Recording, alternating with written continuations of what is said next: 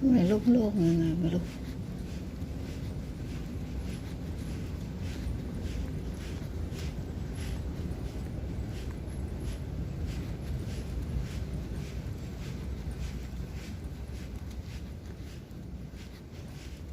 เหมือนโล่งๆยังไงไม่รู้เนาะตรงนี้อ๋อเขาจัดใหม่ใช่ไหมสวยงามมากเลย นั่งชมวิว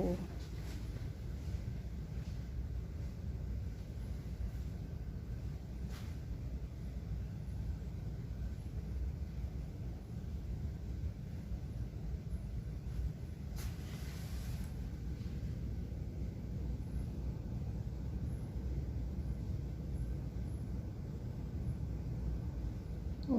ผักตบเยอะแยะเลยทุกคนดูชมวิวชั้น 6นะคะตอนตี 5 ครึ่ง